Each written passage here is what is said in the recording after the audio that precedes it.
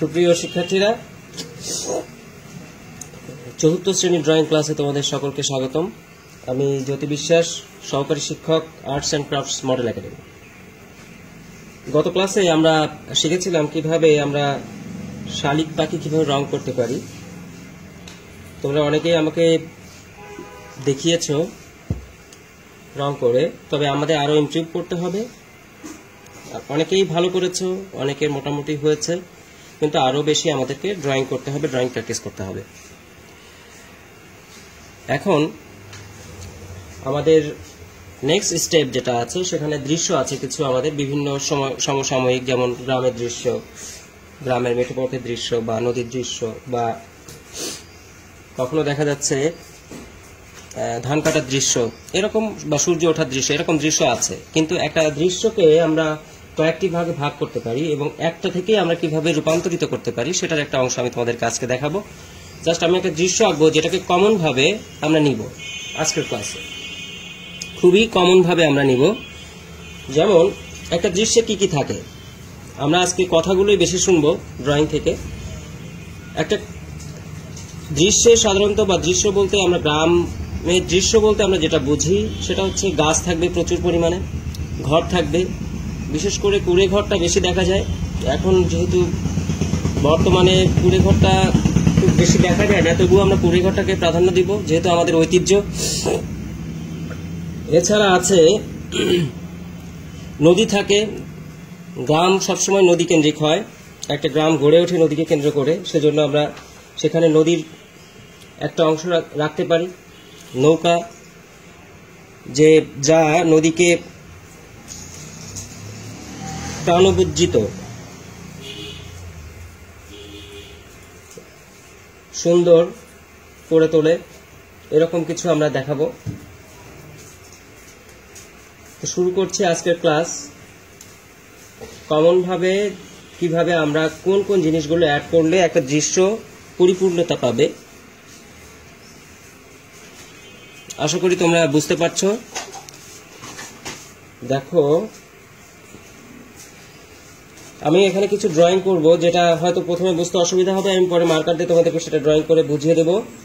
আমি প্রথমে একটা ঘর আঁকতে পারি, যেটা তোমরা আগেও এঁকেছো, ঘর ক্লাস 2-তে 3-তে তোমরা ঘর এঁকেছো। তো এই ঘর নিয়ে আমার আর বেশি দেখানোর কিছু নাই, তোমরা একটা ঘর আঁকবে। দেখো, ঘরটা আমি এঁকে ফেললাম, আমি খুব দ্রুতই আঁকছি।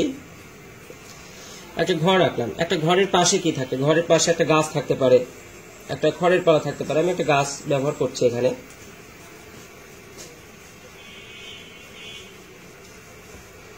আজকে ক্লাসটা ড্রয়িং বেসিস, সেজন্য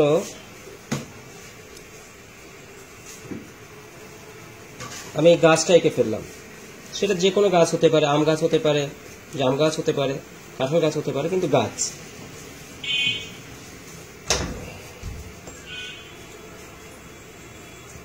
অর্থাৎ সবুজের সমারোহ। এখন আমি ঘরের পাশে হয়তো একটা খড়ের পালা আমি অ্যাড করতে পারি। আমরা যারা গ্রামে, আমাদের যাদের গ্রামে বাড়ি আছে, আমরা সাধারণত এগুলো দেখতে পাই। এবার এই অংশে আমি একটা কলা গাছ অ্যাড করে দিলাম, যেটা একদম কমন ভাবে এগুলো আমরা অ্যাড করতে পারি। এখন যদি নদীর দৃশ্য হয়, যদি নদীর দৃশ্য হয় সেক্ষেত্রে কি করতে হবে, আমি আর একটা ঘর এঁকে দিচ্ছি এখানে। পাশাপাশি দুটা ঘর রাখলে আমার জন্য সুবিধা হবে।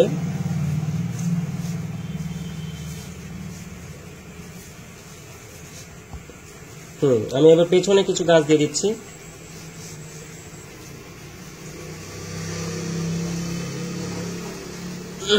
যদি শীতকালের দৃশ্য হতো তাহলে আমি গাছগুলোতে পাতা দিতাম না, পাতাগুলো ঝুরিয়ে ফেলতাম। যদি বর্ষাকালের দৃশ্য হতো, আকাশে মেঘ থাকতো, পানি থই থই করছে, এরকম হতো। যদি শরৎকাল হতো তাহলে সামনে কাশফুল দিয়ে দিতাম। এভাবে আমরা জিনিসগুলো অ্যাড করবো, কিন্তু এটা হচ্ছে আমার কমন। যদি গ্রীষ্মকাল হতো, এই গাছগুলোতে আমি কাঁঠাল, আম এগুলো ধরিয়ে দিতাম। সেভাবে আমরা করব। আমি দূরের সীমান্ত রেখাটা অ্যাড করে দিলাম, হয়তো সীমান্ত রেখাটা অ্যাড করে দিলাম, এগুলো দূরের গ্রাম। দূর থেকে একটা রাস্তা আসছে, দেখো ঘরের সামনে দিয়ে একটা রাস্তা চলে গেল। এখন এই অংশটা কিন্তু আমার কমন। এখন এই রাস্তার বদলে আমি এটাকে নদী করে দিতে পারতাম, তখন এটা নদীমাতৃক দৃশ্য হয়ে যেত। এভাবে আমরা আঁকতে পারি। দেখো আমি এবার এটাকে সাইন পেন যদি করে দেই, আমরা এখন থেকে আগের ক্লাসগুলো থেকে নেক্সট ক্লাসগুলো থেকে আমরা শুধু দৃশ্য আঁকবো, দৃশ্য এঁকে এঁকে আঁকবো। তোমাদের বইতে যেটা আছে তোমরা ওটাও ফলো করতে পারো, আমি যেটা করেছি এটাও তোমরা ফলো করতে পারো। আমি এখন সাইন পেন ব্যবহার করছি, দেখো, যাতে করে তোমাদের বুঝতে সুবিধা হয়।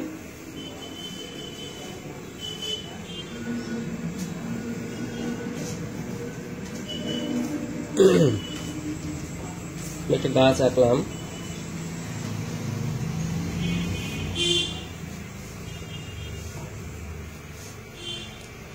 ঘর আঁকলাম,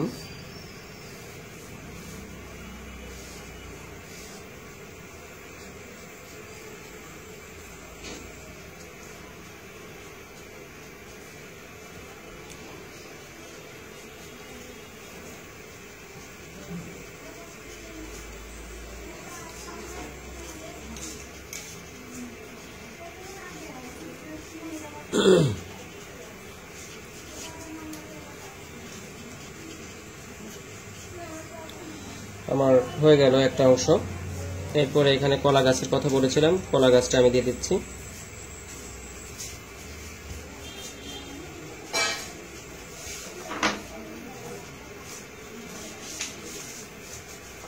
এবার এই অংশটা আমি করে দিচ্ছি।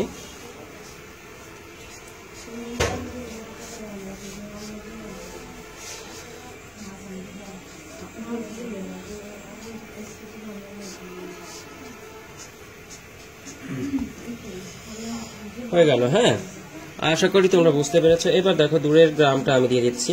এরপরে তোমরা প্রত্যেকটা পার্ট আলাদা আলাদা করে অ্যাড করে নিতে পারবা।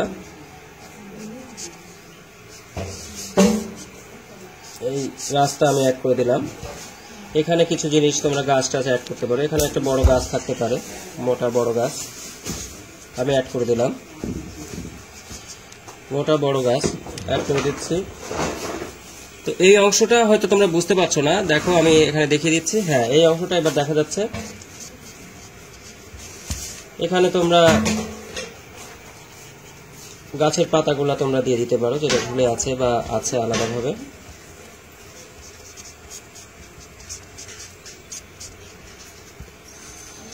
তো এভাবে আমরা আঁকতে পারি। এরপরে মানুষগুলো তোমরা অ্যাড করতে পারো। দূরে যদি মনে করো হ্যাঁ নদী, আমার দূরে নদী দেখাইতে হবে, আমি এখান থেকে নদীটা দেখা দিতে পারি। একটা নৌকা আছে। এভাবে প্রত্যেকটা পার্ট আমরা আলাদা আলাদা করে ফেলতে পারি। সামনে কিছু ঘাস দিয়ে দিচ্ছি। এখানে তোমরা আরো একটা গাছ অ্যাড করে দাও, তখন এটা আরো বেশি সুন্দর লাগবে। এভাবে তোমরা স্টেপ বাই স্টেপ কাজগুলো করতে পারো।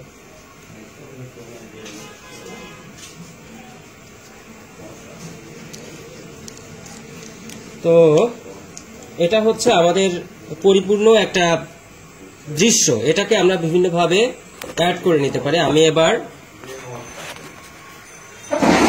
দেখো, আমি এবার ক্যামেরায় নিয়ে নিচ্ছি, ক্যামেরা স্ট্রেট করে ধরছি। আমরা আগামী ক্লাসে এটা অবশ্যই করব। সবাই ড্রয়িংটা ভালো করে দেখো। দূরে আমার নদী আছে, রাস্তা আছে, গাছ আছে, ঘর আছে, সবকিছু মিলিয়ে একটা দৃশ্য। ঠিক আছে? তো ধন্যবাদ সবাইকে। সবাই ভালো থাকো, সুস্থ থাকো। আবার দেখা হবে তোমাদের সাথে আগামী ক্লাসে। এই ছবিটা আমরা কিভাবে রং করতে পারি। ধন্যবাদ।